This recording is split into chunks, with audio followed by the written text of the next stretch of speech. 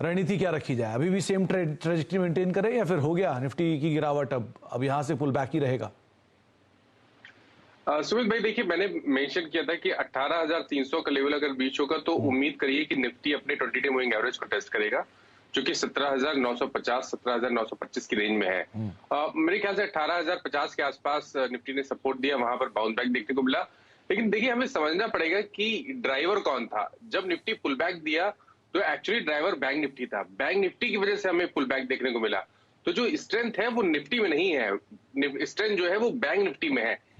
मेरा समझना है कि अभी भी निफ्टी को अवॉइड करना चाहिए। जब तक 18,400 के ऊपर निफ्टी ना निकले, आपको खरीदारी निफ्टी में नहीं करनी है। 18,400 के ऊपर आप बिल्कुल खरीदारी करिए, क्योंकि उसके ऊपर कम से कम 350 से 400 पॉइंट की रैली देखने को मिलेगी।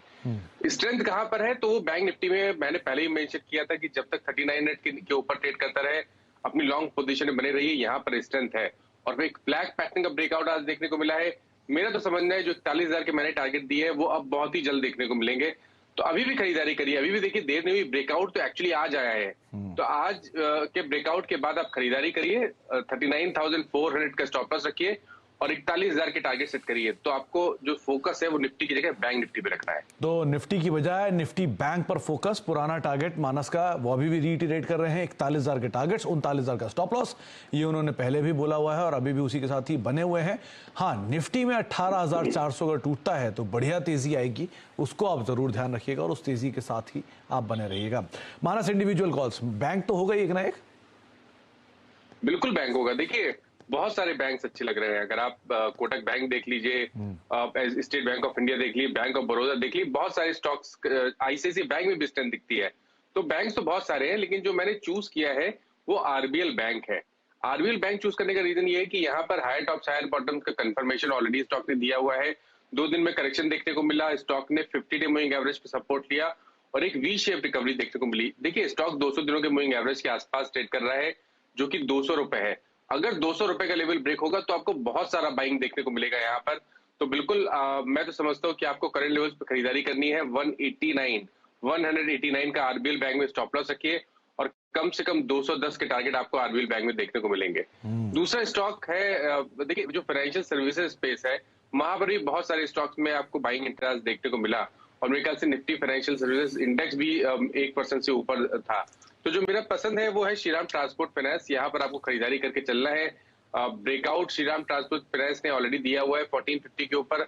हाई टॉप हायर बॉटम्स का ट्रेंड है और अब शायद जो उसके आगे का रेजिस्टेंस 1530 का है वो भी ब्रीच होगा। तो यहाँ पर खरीदारी करिए। 1575 आपके टारगेट रहेंगे और 1449 ये आपके स्टॉप लॉसेज रहेंगे श्रीराम ट्रांसपोर्ट फाइनेंस में।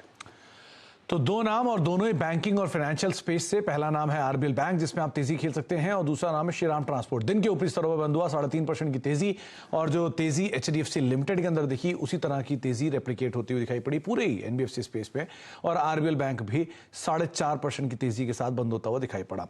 अच्छा मानस, सूची अभी आपने कुछ तो बोली दी जिसमें बैंक्स में तेजी है, तो शुरुआत में कोटक महिंद्रा बैंक से ही करूंगा। एक बढ़िया वॉल्यूम और वॉल्यूम के साथ खरीदारी, नया ऑल टाइम हाई हिट हुआ। कहां तक ये तेजी लीड होते हुए दिखाई पड़ रही है आपको? और दूसरा आपका एसबीआई, कल भी बात हुई थी, आपने 505 के ऊपर तेजी की बात की थी, 525 का टारगेट दिया था, मेंटेन करें उसी को ही? बिल्कुल, देखिए, परसों भी कोटक बैंक के बारे में बात हुई, तभी मैंने एक बुलिश व्यू कोटक बैंक पे दिया था। कल एक कंसोलिडेशन का दिन था, लेकिन आज एक क्लियर कट ब्रेकआउट देखने को मिला है और उस ब्रेकआउट पे वॉल्यूम देखने को मिले हैं। तो एक अहम रेजिस्टेंस जो कि 2070 था, कोटक बैंक ने वो ब्रीच कर दिया है और अब आपको शायद 2320 से लेकर 2350 तक के स्तर में देखने को मिलेंगे। तो पोजिशनल ट्रेड लीजिए, करंट लेवल्स पे खरीदारी करिए, 2075 का स्टॉप लॉस रखिए और 2320 के टारगेट सेट करिए कोटक बैंक में। दोस्तों, मार्केट की इंपॉर्टेंट न्यूज, लेटेस्ट अपडेट्स, हमारे सारे वीडियो की नोटिफिकेशन और हमसे हमेशा जुड़े रहने के लिए हमारे टेलीग्राम चैनल वेल्थ बाबा को जरूर सब्सक्राइब करें। लिंक वीडियो के डिस्क्रिप्शन में है। 2320 ये टारगेट रहेंगे कोटक महिंद्रा बैंक के लिए। दिन के ऊपरी स्तरों पर, रिकॉर्ड स्तरों पर ये बंद होता हुआ दिखाई पड़ा। अच्छा, एसबीआई दूसरा सवाल था मानस, कल 505 की बात थी, तब 525 के टारगेट आपने दिए थे, आज 502 तो 503 के आसपास बंद हुआ। अभी भी लॉन्ग साइड पे रहे इसमें? बिल्कुल लॉन्ग साइड पे रहिए और अगर आपको फ्रेश खरीदारी करनी है तो भी आप फ्रेश खरीदारी कर सकते हैं। स्टॉप लॉसेस वही रहेंगे जो कल मैंने मेंशन किए थे। 484 के स्टॉप लॉस रखिए और टारगेट भी वही रहेंगे, 530 से लेकर 535, यही टारगेट आपको स्टेट बैंक ऑफ इंडिया में बना के चलने हैं। अच्छा मानस, आज पीएसयू बैंकिंग में अच्छी बाइंग थी, बैंक ऑफ महाराष्ट्र के नंबर आए, आईडीबीआई के नंबर आए और उसके बाद एक बढ़िया मूव आता हुआ दिखाई पड़ा पूरे पीएसयू बैंकिंग बास्केट में। आप बीओबी का चार्ट देखिए, वहां पर खरीदारी थी, पीएनबी का चार्ट देखिए, वहां खरीदारी थी। तो अगर पीएसयू बैंकिंग बास्केट से कोई नाम उठाना हो तो क्या कोई एक दो नाम बता सकते हैं आप एसबीआई के अलावा? देखिए, एसबीआई में डेफिनेटली स्ट्रेंथ है, लेकिन जो अब आपको जो फ्रेश स्ट्रेंथ दिख रही है वो दूसरे पीएसयू बैंकिंग में दिख रही है, स्पेशली बैंक ऑफ बड़ौदा। देखिए, बैंक ऑफ बड़ौदा में कल भी मैंने रिकमेंड किया था कि आप खरीदारी करके चल सकते हो, और अभी मेरा समझना है कि बैंक ऑफ बड़ौदा में कम से कम 110 के लेवल्स को टच करने का पोटेंशियल है। तो यहाँ पर आप खरीदारी करिए, 90 रुपए के नीचे आपको स्टॉप लॉस रखना है। पीएनबी नहीं, मैं प्रेफर करूंगा कैनरा बैंक को। देखिए, कैनरा बैंक में 2 दिन से रैली देख रहे हैं हम, और 200 वीक का मूविंग एवरेज कैनरा बैंक ने ब्रेक कर दिया है। तो अब यहाँ पर आपको रैली देखने को मिलेगी। 220 के टारगेट सेट करें, 189 ये आपके स्टॉप लॉस कैनरा बैंक पे रहेंगे। 220 का टारगेट और 189 190 के आसपास के टारगेट के स्टॉप लॉस आप मेंटेन करके केनरा बैंक में लॉन्ग साइड पर अपनी पोजीशन को बना सकते हैं। मानस, 2-3 बड़ी सारे सवाल आते हैं। पहला कि जो एशियन पेंट की आज की गिरावट है इसमें, एचयूएल की कल की गिरावट थी उसमें, और टीसीएस की हाल की गिरावट थी इसमें, क्या इन तीनों शेयरों में medium to long term position ली जा सकती है एक? और अगर ली जा सकती है तो क्या स्टॉप लॉस को मान के यहां पर लॉन्ग साइड में पोजीशन बनाई जा सकती है? देखिए, तीनों स्टॉक की बात करिए तो एचयूएल में मैं अभी थोड़ा रुकूंगा, क्योंकि स्टॉक ने अपना 200 दिनों का मूविंग एवरेज ब्रेक किया है। एशियन पेंट एक ऐसा स्टॉक है जहां पर आप मीडियम टू लॉन्ग टर्म के लिए बिल्कुल खरीदारी कर सकते हैं। स्टॉक एक सपोर्ट के आसपास आ गया है, 2800 रुपए लॉन्ग टर्म चार्ट से बहुत ही स्ट्रॉन्ग सपोर्ट है। तो अगर आपको निवेश करना है तो आपको एशियन पेंट्स में ही निवेश करना है। 2800 रुपए का स्टॉप लॉस रखिए, इस गिरावट पे को खरीदारी के मौके की तरह देखिए, और मैं उम्मीद करूंगा कि वापस 3400 तक के स्तर आपको एशियन पेंट्स में बहुत ही जल्द देखने को मिलेंगे। ओके, तो एशियन पेंट्स 2800 का स्टॉप लॉस, पोजीशनल तौर पे खरीदारी करें, और 3400 के लेवल्स जल्द ही देखने को मिल सकते हैं। वैसे भी आज नंबर्स के बाद तेज बिकवाली यहां बनते हुए दिखाई पड़ी। अच्छा, आज थोड़ा प्रेशर जो था वो हैवी वेट रिलायंस की तरफ से भी आ रहा था अर्निंग से ठीक पहले। कल नंबर्स भी आने वाले, और नंबर्स पे अनुमान भी है कि बेटर साइड पर नंबर आएंगे, स्पेशली क्रूड की कीमतों में जैसे तेजी आई है, शायद पेटकेम कारोबार जो है वहां से एक बढ़िया मूव आता हुआ दिखाई पड़े। रिलायंस इंडस्ट्रीज क्या करना चाहिए यहाँ पे, क्या स्टॉप लॉस रखें? देखिए, काफी समय से मैं रिलायंस में 2950 की बात कर रहा हूं, और मेरा टारगेट अभी भी वही है। तो जो करेक्शन देखने को मिला है वो बहुत ही बढ़िया बाइंग अपॉर्चुनिटी है। रिवर्सल के साइन तो कहीं पर भी वीकली और मंथली चार्ट पे मेरे को नहीं दिखते, शॉर्ट टर्म चार्ट पे जरूर करेक्शन के साइन दिखते हैं। ऐसा हो सकता है कि 2580 के आसपास स्टॉक आए, लेकिन वो तो बहुत ही बढ़िया स्तर होगा जहां पर आपको खरीदारी करके चलना है। 2500 रुपए एक बहुत ही स्ट्रॉन्ग सपोर्ट है, तो गिरावट पे 2580 के आसपास खरीदारी की, 2500 का स्टॉप लॉस रखिए, और पोजीशन टारगेट वही रहेंगे 2950 के। 2950, मानस ने 2100 रुपए पे पहली बार इसका जिक्र शायद किया था, और तब से वो उसी टारगेट के साथ इंटैक्ट हैं, और 2580 उनके लिए रीसेंट लेवल होगा। अगर वहां आता है तो आप खरीदारी कर सकते हैं। डिस्क्लेमर भी है कि जिस चैनल को आप देख रहे हैं उसका प्रभुत्व प्रबंधन रिलायंस इंडस्ट्रीज के पास है। इसके कल नंबर्स भी आने वाले हैं। अच्छा, 2-3 आंकड़े और जिसपे काफी चर्चा होते हुए दिखाई पड़ी है, उसमें एक IRCTC, ऑब्वियस सी बात है आज थोड़ा सा ईज आउट जरूर हुआ 2 दिन की हाई इंटेंसिटी की बिकवाली के साथ। तो क्या ये लेवल ठीक दिख रहा है, यहाँ पर इसमें जाया जा सकता है या अभी वेट करना चाहिए? और दूसरा, टाटा मोटर्स, क्या यहां पर भी सिचुएशन बनती है, क्या कुछ अभी एंटर करना चाहिए, वेट करें?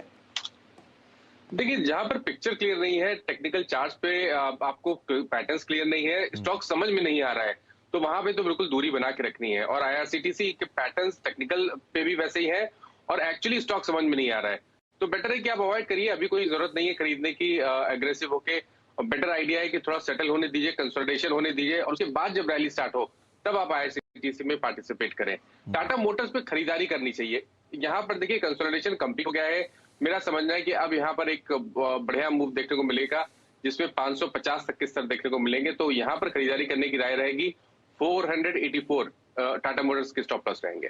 ओके, तो 484 ये टाटा मोटर के लिए एक स्टॉप लॉस बनेगा। 508 के लेवल पे इसने आज क्लोजिंग दी है। तेजी की साइड अगर आप पोजीशन लेना चाहते हैं तो इस स्टॉक को आप लॉन्ग साइड पे जरूर ले सकते हैं, लेकिन आप शॉर्ट साइड पे या फिर अवॉइड करिए अपनी सिचुएशन को IRCTC के अंदर जाने के लिए। अच्छा, आज IT स्पेस में एक मेजर बीटिंग थी। TCS तो प्रेशर में था ही, साथ साथ बाकी जो रीसेंट परफॉर्मर थे वो भी कुछ हद तक टूटते हुए दिखाई पड़े। कोई लॉन्ग साइड पे दिख रहा है या कोई नई शॉर्ट कहीं खुल रही है? देखिए, दो स्टॉक मेरी नजर में है और दोनों स्टॉक के मीडियम टर्म चार्ट बेहतरीन लगते हैं। पहला तो टेक महिंद्रा पे ध्यान दीजिए। ये एक ऐसा स्टॉक है जहां जिसने आउट परफॉर्म किया है। पिछले अगर 1 से 2 हफ्ते की बात करें, स्टॉक ने ऑलरेडी एक ब्रेकआउट दिया हुआ है। पुल बैक लोअर लेवल पे देखने को मिला आज। 1475 के स्टॉप लॉस से खरीदारी करिए 1650 के टारगेट के लिए। और दूसरा एम्फेसिस का स्टॉक है जहां पर मेरा समझना है कि 3250 के आसपास एक स्ट्रॉन्ग सपोर्ट है। मीडियम टर्म चार्ट पे यहां पर भी ब्रेकआउट है, तो 3250 के स्टॉप लॉस से एम्फेसिस में खरीदारी करिए 3700 के टारगेट के लिए। ओके, तो एम्फेसिस ये एक नाम है जिसमें आप खरीदारी कर सकते हैं। मानस का मानना है कि यहाँ तेजी देखने को मिल सकती है। और दूसरा जो नाम है वो है टेक महिंद्रा। पहले भी इनफैक्ट इस हफ्ते की शुरुआत में मानस ने टेक महिंद्रा का जिक्र किया था और उसके बाद बढ़िया तेजी देखने को मिली और मानस को लगता है कि ये अभी भी जारी रहते हुए दिखाई पड़ेगी। आज का फॉल ठीक है, लेकिन वापस में तेजी आते हुए दिखाई पड़ेगी।